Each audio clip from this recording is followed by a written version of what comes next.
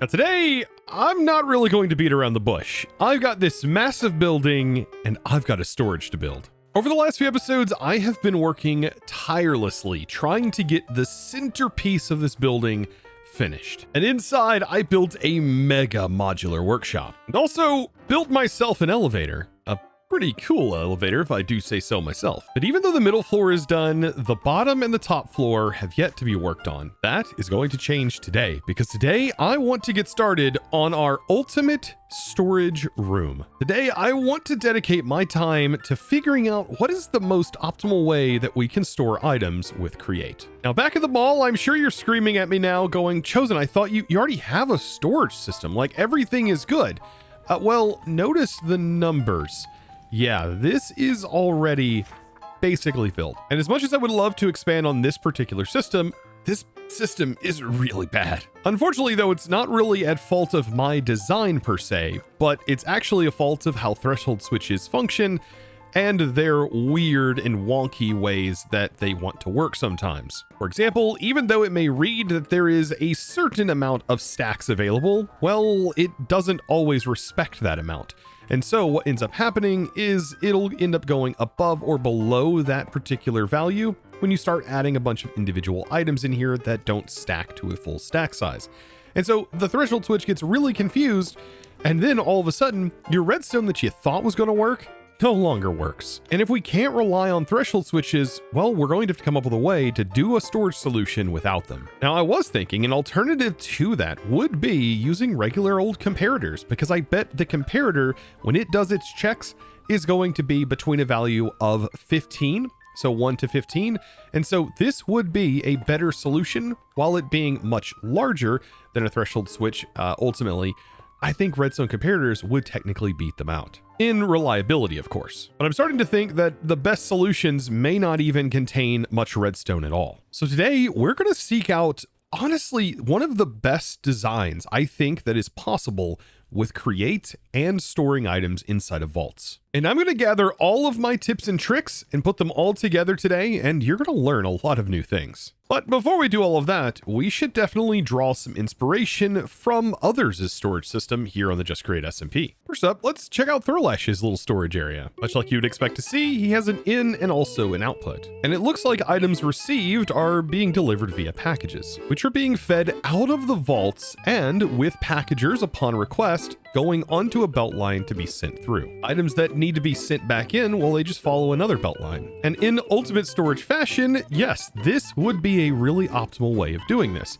Basically, you're sending your items into vaults on a belt and they're bypassing a funnel. So the first item that goes in is going to go into that funnel. Then once that is full, it'll actually skip the funnel, meaning no items get stuck and continue on down the line. So this storage solution right here, I've got to give like an A, not an A plus, because if it does overfill, all of the items still get stuck on the belt. So maybe we can implement a solution to kind of shut that off and utilize a storage system very similar to this. Of course, on a much grander scale. Next in the storage department, we have Silent. So one of these must be an input and output chest, in which he has main and deep both labeled here. This also uses a very similar method with the frogs and the chains that I am currently using at the moment. However, he is storing things inside of main that are directly accessible, and anything that he doesn't need right away goes into deep storage. And that, I think, is a pretty interesting way of doing it. Allowing things you need right away to immediately pop in very quickly, and everything else sort of slowly carries its way over here. If there's anything slow about this at all, considering everything is right here, centrally located. Now, what about Beardstone? Now, this I think was his original setup, and it's basically functioning similar to how Throlash's is. Items go into an input chest here, and then they should follow through this barrel for output. And I think what's been created here is a sort of loop. Or maybe not. Actually, it just allows all of the items to route in until it reaches this final one, in which I would assume this belt would then back up. Then any items that are up top here essentially get requested out, and they get sent via package form back over there to receiving it. Yet again, pretty clever and compact. However, there is still one issue with this. Yes, overflow issues. Now, what about Kev's? Now, Kev's over here, I did sort of try to explain storage solutions and how to handle things, and I think he did a fantastic job, honestly, creating something that I would love to have myself. Being able to see your packages on belts is something that is rather inspiring, and I think this feels so create. He even added a system that literally drops the items right on you instead of dropping them into a container. It's so good. What's interesting is it looks like he just drops items directly onto a belt. And I love that he adopted this idea where I was telling him sending packages directly in is a good way to lose 9 stacks of items. So he swapped them out and now has funnels going into chutes. So now technically you would only lose a maximum of 1 stack of items. As you can see, this one currently contains 64 scoria. And then on the requesting side of things, essentially it's just a requester set up on a packager that allows the package to then get funneled down into this packager, which will depackage it and drop all the items out. In which he's taken this idea and scaled it up. Overall, fantastic execution, and I definitely have to give this one also an A, not an A+, because items are still getting lost. Now let's take a look at Azu, who, by the way, moved very far away and has been building an absolute mega city over here. This is honestly crazy to look at from this distance. But surely Azu has a very nice storage, which I believe he's actually AFK at the moment. Judging by his storage, he of course has an input and output much like everything else, with some backpack here and some other interesting mechanics also leading up into this frog. The way this looks like it works is the items go up into this barrel, then get sent onto this particular frog, which then outputs onto this looping belt, and all the way around you can see this belt continues on and then loads into this storage, which then can be requested via the frogs, which will end up back in his centralized storage.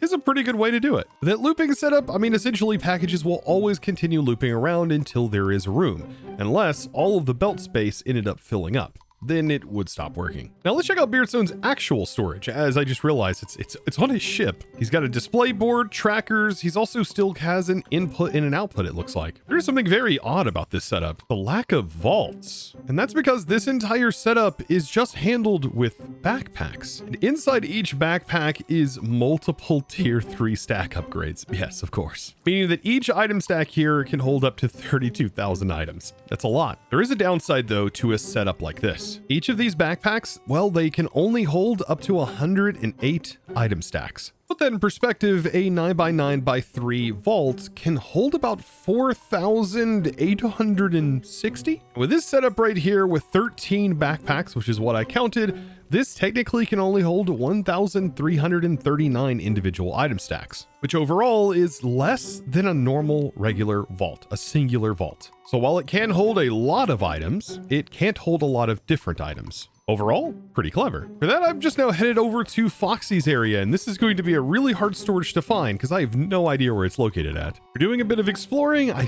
think I found it, which is all the way down these stairs and into the subway. This is so cool looking. Aha. But apparently what happens here is we also have a request in sending, but this gets sent onto a belt, then travels down into a portal. And after going through the portal into the nether, this is a massive area. Okay. But again, we have tons and tons of backpacks. And of all of the setups thus far, this has to be definitely the most complicated one, sending items in and out of the nether, meaning he is also requesting and they are also being pulled out of the nether and back into the overworld. And it does look like there is this combination of item looping that is also happening, as there are some more vaults over there. And it looks like he did filter most of his what I would call deep backpack storage, as most of these backpacks have filters in them. And of all the storages I've seen so far, this one definitely receives an A+, 100%. With most of his blocks that need to be stored in large quantities, well, being stored inside of here by filtering and actually using the backpack filters. And also using the void lists in them too, to make sure overflow items that you don't want clogging up your storage actually gets used. Very, very clever here. Now I would show you Stam's system, but I don't think that he has like a major storage solution set up just yet. But last season, he definitely at the very end of the season made an incredibly extraordinary storage solution. The idea was you have all of your storages, and whenever you want to request something, well, it gets sent through a contraption technically. Yeah, like an actual contraption. And this would mean that when you request something, you would have near instantaneous retrieval of your items, no matter how far away the vault is. Now, after viewing everybody's setup, this is where I started to get really inspired. And I even tested some very wild theories. Like, for example, maybe I could have an entire vault system that is contraptioned, and then we could access this with a packager. But unfortunately, they have already thought about that because, as you can see, packagers cannot interface with portable storages directly. So unfortunately, I couldn't request, but there is another way to use contraptions in these setups. This solution right here is also me basically figuring out, okay, well, I could take inspiration from everyone else's setup and we can go ahead and have a line. That way we have a lossless going into our storage. We're never going to have an issue where things get backed up. And so we just run this along all of our vaults, and then we can end up leading it to some sort of container that can house it and shut off the main system. So that way we can't send any more items out onto the belts. Overall, after looking at everyone's storages, I think this is one of the best ways to handle item input. It's the item output that I've seen a lot of different people using a lot of different strategies. For one, you can use frogs and chains. You can also use this method, which is packagers that then get items requested out, and the packages get sent along the belt into another packager, which will depackage. And this is a very efficient way of doing it, and I really love the idea of seeing packages on belts. Some other things I started to play with is, well, what if you have vaults that are even higher and need to get packages up? Well, I was like, well, can we send and package up items and then send those up? And yes, this is actually where I discovered that you can infinitely send packages into andesite funnels in this direction into another packager, and they'll just stay here constantly getting looped and sent. And that setup would make it so easy for us to send packages up and onto another line. Now, input's a big thing. We really want to be able to send items in quickly, and to be able to do that and make this whole setup even faster is we can set this to this tick rate, which allows us to dump items from an inventory onto a belt incredibly quickly by simply pulsing a brass funnel. And this allows us to fill a belt very, very fast. And also the andesite funnels, well, they have no problem keeping up. So I want to see if this works, taking all the ideas, combining it into one ultimate system where we have items flowing onto the belt, and then we have immediate retrieval via these storage interfaces and a singular glued pipe contraption here. This pipe contraption does actually need a storage in order for this to function, but down here I have this leading into some portable storage interfaces from a hopper, so whenever we request something, it should be able to instantly travel through this contraption. To make this a very nice contraption, one that we don't have to worry about a cart breaking on, we can use a mechanical bearing and make sure to set this to only place when anchor is destroyed. Place a valve, right click, and then shift right click to be able to get it into position, and it should permanently stay in this locked position. You can see we now have access to the back here via these interfaces. Then the goal is I should be able to request some of these items here and then hit send, and it instantly gets transferred into our vault from our storages instantaneously. Okay, so I think that this is definitely the ultimate way to retrieve items. I would say sending items into the vault could also be done this way. However, you will still end up with an issue where you need some sort of inventory that has to send to these vaults, in which you will always get items stuck. So I still think this is one of the best ways of sending items into storages. Create, unfortunately, just doesn't have a pipe or any method that is absolutely bufferless. All right, with all of this testing, it's now time to implement this actual storage, and I have a mega storage to build. So back into the mega workshop where I've started to sort of set up the backbone of this entire operation. So what I have is what is going to be the actual storage interface. So we'll have a stock ticker that is back here. We have a blaze burner to access all of our containers, and this is going to be the container that is going to allow me to send items back into my storage, and this will be the receiving container. As you can see, I already have some portable storage interfaces on this whole thing. Overall, this starting design is going to be beautiful, but there are several things I have to worry about. For example, loading and unloading of certain items, in which we are going to have a chain line that does run through this actual area. So we are going to need to have some chains set up in which I will get those placed in. And so for our input here, we also want this to be where our packages are sent from something like an unloader, which we can have an unloader and loader inside of these areas. And speaking of loaders and unloaders, look who decided to stop by. Hey, excuse me. Were you talking to yourself? I was talking to the viewers, just letting them know that you have something right here. Something very Oh. particular right here that I'm looking at. It's very close to 2000. This counter, as far as I'm aware, counts every individual bypassing diamond in your system when people buy stuff, right? Yes. How do you set this up? Just this little thing right here. Look at that. This little bitty doodad. What is this the... What does it do? How does it just... What? Yep. It's linked to a redstone link. Wait. Just this? Wait. Yep. Wait. And So there's the display link. Yep. So wait. Am I getting this right? So this thing, Huh? and the display link is the thing that sends information to these Nixie tubes, right? Yep. So this reads every time a diamond, because that's what you do, right? You're filtering diamonds specifically, right? So every time a diamond bypasses, where does it pick it up? No. Information? It gets the information from here. I'm detecting every time an item goes through a funnel. A smart observer sends a singular redstone pulse, and so the observer is sending it to the redstone link. The redstone link then sends a pulse to the counter gauge. The counter gauge then adds one every time it receives a pulse, and then the display link is updated. So how fast can you let this technically run? Because if I have a million bread nearly, right, and I want to count them individually as they get packaged, yeah, that's what we're doing. We're counting the individual total amount of so packaged long as you bread. send a package, a bread at a time through a funnel, it will count it. Does it count it if it's on a track as well, perhaps, like a conveyor? You could create a buffer that would allow it to count. Smart observer.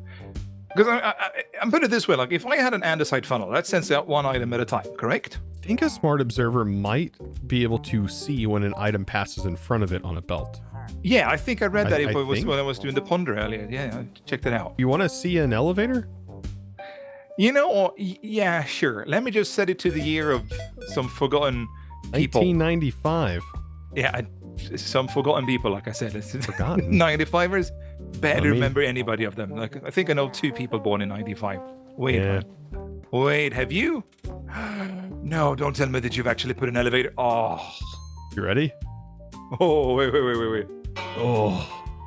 Ooh. Oh, that's LeChonk. Yes. Oh. It rides on the shafts.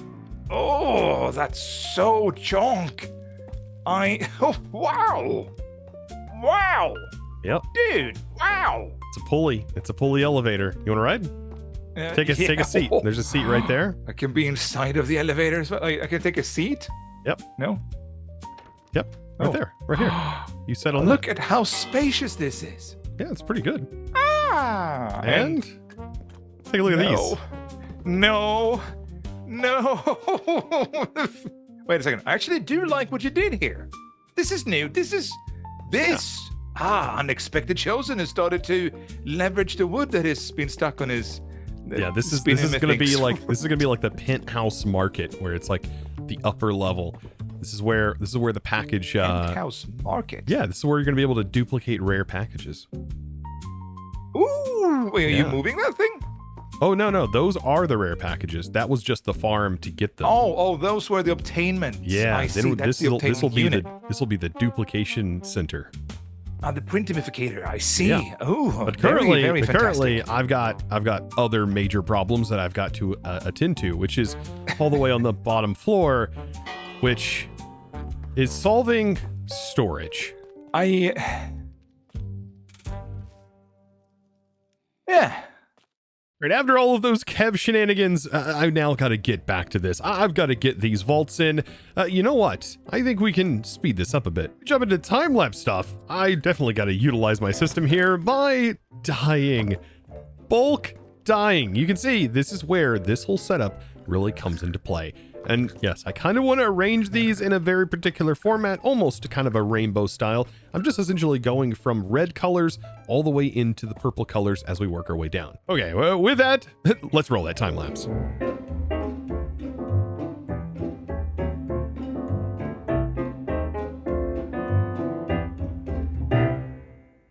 Now I've got all of this storage, and I think it looks kind of nice, and also incorporated an idea that Silent had. For example, this is the rainbow storage, which is also very fitting considering this is also where our die factory exists. Onto the logistics that's going to make all of this work. So initially, it's going to be sent out of the brass funnel, go into this brass tunnel, be split, and I did place a random item in the back here so that way nothing else is ever going to go this way. We're going to use this for power later on. But then items are going to get randomly distributed this way and this way to hopefully split the load between all of the vaults. Then what's going to happen is it's going to pass in front of these backpacks first. And these backpacks, they're kind of important. And also this is going to be taking advantage of utilizing the idea from Foxy's base and Foxy's storage. As my ultimate goal here is to combine all of our storage ideas into one epic central storage. And just like Foxy did, for now, to be able to set our filters on these, what I'm going to do is I'm going to set a memory. And then in the memory, we need to place in specific items, or we can drag items in. So if I go to sticks, I believe we can specify by dragging any item in, and we can start to define and set our filter for now. So for example, we got all those sticks placed in, and then we'll select all slots so it remembers what is actively inside. And when we pull this out, you can see it's all filtered to sticks. And because I eventually want my tree farm going in here, some of the first things that we can place in are all of our individual logs and saplings. So we'll go back into the memory settings, and we just need to remove this by right-clicking and then drag in the new type. Once we've assigned filters for whatever block we want, I'm adding 3 tier 3 stack upgrades. Very, very expensive for these. But each of these slots holds 32,000 items, which is quite a lot to be able to store. And then we top this off with some void upgrades. And what we end up with here is the ability to void on slot overflow. So we can set this and set this to block, and then anything that goes in here and fills this entire slot up, well, that will then start to be voided. Now, anytime we want to request a package out, well, we'll just simply have a packager that goes right up into the backpack, and then that drops down into the chute, then goes into the central unpackager, which will end up in this inventory. To get items in off the belt, this is where we will use funnels. And so the funnels are going to go directly into the backpack, and this is our first line of defense in our main storage system. Now for the fun part. Yes, routing all of the belts around all of these vaults. And I think what I'll try to do is extend these belts as far as I can get them. I really want these to be quite a bit farther than I think their normal range. Yes, I think they can extend. Man, they can extend really far. Okay, that's I think as far as I wanted to go. I needed to go right about to the center here. I can't believe they reached that far. That is honestly amazing. That would be due to our configs here, and I believe this is what it was set to last season also. Quite far on that range. But this is just going to wrap around, and we want it to loop all the way to this side. And the exact same thing needs to happen on the other side. Just like so. You know, with the belts in, it might be time to start getting power figured out. And so I'm going to start placing in also all of the chain conveyors that are going to run through the center point here. So I did have to make all of these move back one, which was something that was not too bad. All the chain drives in, I now have a central chain drive going directly underground, allowing us to conceal a lot of our sort of mechanics that are going to be moving all over the place. So what I need to do now is just simply figure out where I'm going to provide power first. So I might provide it right here. I just got to figure out if this is going to be spinning in the correct direction right off the start. So I've got it linked in. We just got to fly all the way over here and get it tapped in on this side. And then fingers crossed that this is spinning in the correct direction. And this is. And perfect. With that spinning in the correct direction, I should be able to get all of the other belts spinning correctly too. And some quick, simple tips and tricks for taking corners like this. If you use a vertical gearbox, then place in a shaft and a belt in these odd corners and another gearbox, well, you can make sure this turns in a very compact space. Typically though, whenever you want to change and keep direction on a belt, you want to extend it a little bit to make stuff like this a lot easier, where you can just place a gearbox in the corner. Then taking the looping idea from Azu, as you can see here, this does eventually end up wrapping around. And what I want it to do is just drop right back into the brass funnel to continue the loop. But if everything was to end up backing up, well, it's actually going to throw it right into my face, which I think would be kind of hilarious. Also, at the end of the day, we could just put a backpack right here. And if this isn't a visual, I don't know what is. This is so satisfying. On each of the vaults, I need to actually get the storage in. So this is just going to take directly from the center like this, and I need to put this on every single vault. Now for the basic storage, we've essentially solved inputting items into the network. But now here's the wild part where we're going to combine an idea, for example, that I was shown by Stam last season at the end of the season, where to receive items, you can get them basically instantaneously. This is going to be done by making a contraption, but I actually want to make this look just like a pipe from any other pipe mod. Specifically, the pipe mod I want to, well, recreate is the one from, well, Buildcraft. Yes, a really old mod. But in Buildcraft, you would have to give power to a block and it would look wooden. Of course, this I'm going to use brass for. And then you would use regular pipes connected to that would then look like this, that would carry it through. And whenever this is used on this fluid pipe, it looks like those item pipes so much. So I want to try my best to utilize this to make it look like I'm actually using pipes from some other mod. Now, in order for this to work, I am going to need a packager that is going to be on the side, and we are going to create a new StockLink network. So this StockLink network is now linked up, and if I was connected to this stock ticker, everything would be able to function. But the way we're going to send this is we are going to hopper down into a portable storage interface. Now, the portable storage interface, I actually want facing down. So we are going to have to rotate these to get them facing down. And then we're going to have another one that is going to technically go underneath it. And this is the one that is going to work a little bit differently because this bottom one, that's going to be the contraption. Now, connecting these together, you can use a couple of things. We can either use hoppers or we can use chutes. And so I think for this, I'm just simply going to use a chute. And with that, well, I've got all of that basic infrastructure in. Now I've got to start laying some pipes. So I am going to connect some pipes up to these. However, it does become a little bit harder to get these actually connected unless you are facing a certain way. So I think here what I'll do is I will blend the connections in just like this for every single one of them. And then from the middle, I'll figure out a way to maybe reach this up. Yeah, something like this.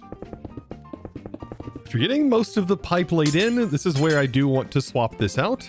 And yes, I'm going to use the brass for the connections that technically are sort of acting as extractors. Now, we do have to add some finishing touches on here. So for example, I do want this to raise up one. This one also is going to kind of look like an extract because this is where the items are going to go, which is going to be into a barrel. But I also want to make sure that the mechanical bearing that rotates this and turns it into a contraption is also up top here. And then on the side of this, we just need to make sure this is set to only place when anchors are destroyed. And the final things that are needed are going to be just two more storage interfaces, or four more storage interfaces, which need to go connected on these sides. And once this thing is glued together and contraptionified, this will be how we receive our product. And it'll be done via these funnels right here, which are going to pull the packages directly under the belt, which will go into the packager, which will then unpackage it into our storage. This is going to be incredibly fast. With that, there's now nothing to it but to glue it. I can't express how excited I am if this works the way that I have imagined it to working and in the test experience. So I do have the storage on here. I have everything together. I think this is correct. The only thing left to do is to literally put a valve on the thing and then turn the valve and then turn it back. These are now locked into position. Everything should now be connected and activated. And so I can get rid of this so I don't have to worry about that anymore. And then I can start to build up from here, making this look like it's actually supported in some way. With this set up and in place, let's pull our stock ticker out of here, link the stock ticker to the network by selecting this, and we should see everything is now lit up. And so finally, moment of truth, as soon as we put something in a vault that is really far away, we'll actually get to test this out. So for example, this is all that I'm going to be putting in here. It's going to go into this particular vault. This would typically take a while for us to be able to get these items out of this vault. And so this should happen the same time as it would take for example, this vault for us to receive the items. So Are the items in here? They are. When we request them, are they immediately sent? That is the question. And currently I haven't gotten anything yet. And just when I thought it wasn't going to work, for some reason, this is the only one that I didn't set this up correctly on for whatever reason, which does mean that I do have to break this to reset the entire contraption. Connect everything back together, only slightly breaking a sweat after that. Placing the valve handle back on after making sure this is set in the right mode. Right click, shift right click, and then we should have our items. And we do. But just to make sure, let's test this one more time just to make sure that we can get everything that we want. So I'm going to drop that onto that belt. It's in this vault pretty far away from the main system, and then re-request and see how fast we actually get these. And they're already here. I don't think that you can receive items from a system any faster than with something like this. And what I've essentially done is I have turned a contraption into a logistical pipe. This is mind-boggling. Now that I essentially have a way to teleport items from here, we still have a couple of things to do to get items sending into the network quickly. This system I don't want constantly running, so technically I want a threshold switch that can detect if there is any items inside of this storage. So if I lower this all the way down, we can say power on when there's at least one or above. Then I just simply need to place a redstone link, and I'll label this because we're going to be turning on and off a pulse timer. So I'll copy the settings from this clipboard and then paste it into this, and what we should see is whenever there is an item in here, I'll actually take this off so it can stay in there. When there is an item inside of here, that should send a redstone signal, which technically shuts this off. What we actually want is the opposite of this. So that's as easy as going into the threshold switch and inverting this setup. So now this will receive power until there's an item in here. When an item received, then it will allow the pulse timer to function, in which we want it to pulse very quickly. So the receiving signal will go over here, and this one I'm just going to do, for example, my pickaxe and, for example, a brass funnel here. This then needs to be placed on the side of the actual brass funnel, and this needs to receive that very flashy signal. Notice, by the way, it is currently off, but if we test this out on something that we have a lot of, for example, I have a bunch of stripped wood, we're going to see what this actually does. As soon as I place this in, this is going to start ripping through this, and it's going to pop out really, really fast. And it's only going to be doing this if it detects that there are items allowing it to do that. If you pulse a brass funnel, it will actually make items spew onto the belt very quickly. I think there's just one more thing that I want to do for right now, and that is set up that input and auto output. So essentially I can hook up a storage, and so this is going to be pretty simple, but this is also where we need to actually label what our storage is going to be called. And I think I know just the name. This is going to be called Mega Storage. So I mean, it feels pretty mega and pretty worth that name. So Mega Storage. Perfect. And instead of storage main, it's just going to be called Mega Storage, and this is the name that we need to give to our signs that we place over here.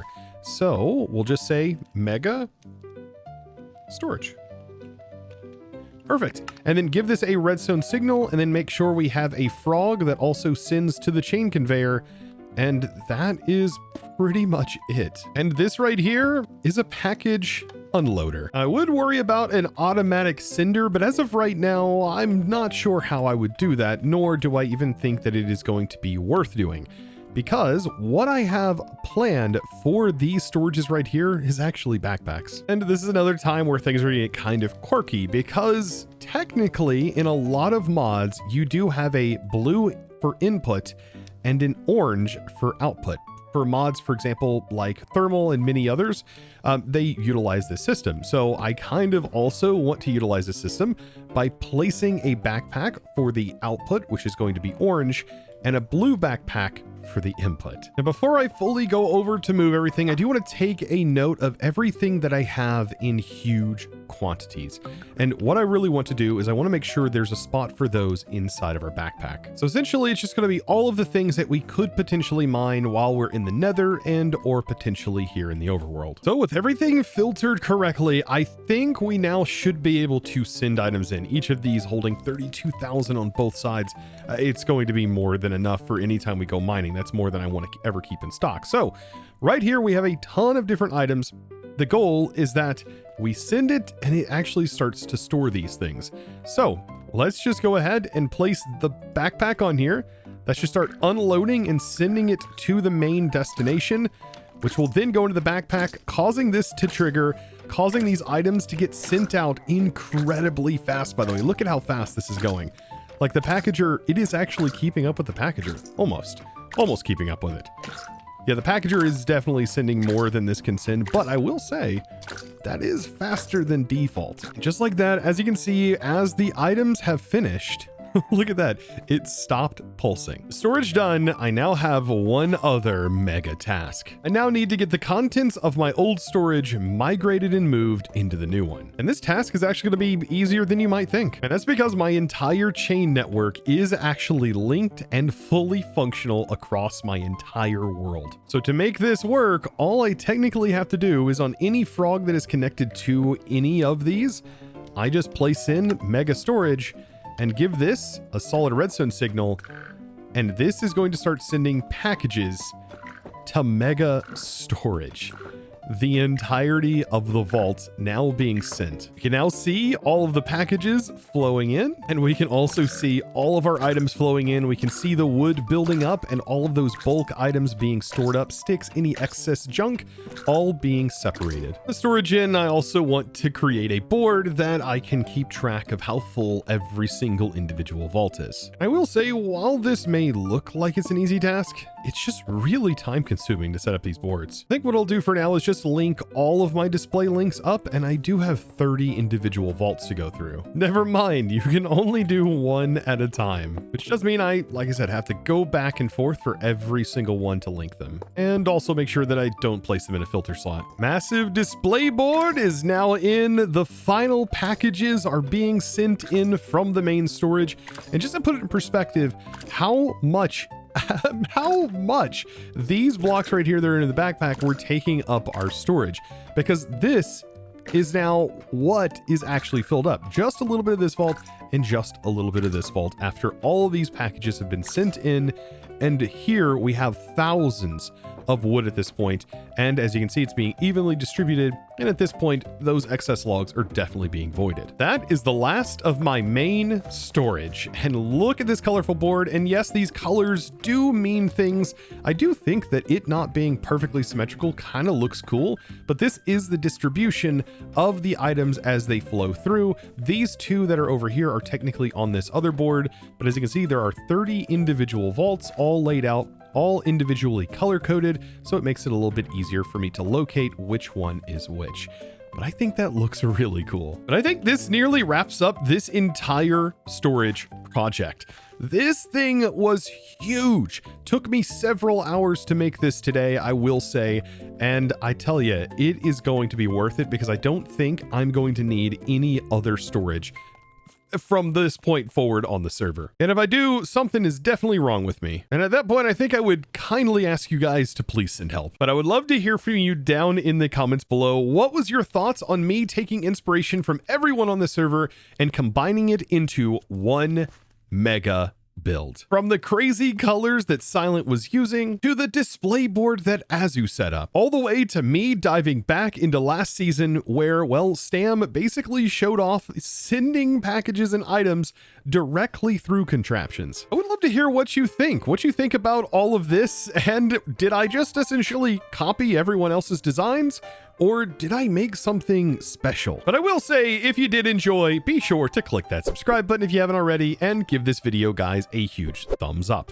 And also, while you're down there checking it out, be sure to check out the link so you can find out my Discord. We also have a community Discord for the Just Create SMP where we have all kinds of discussions about things like this.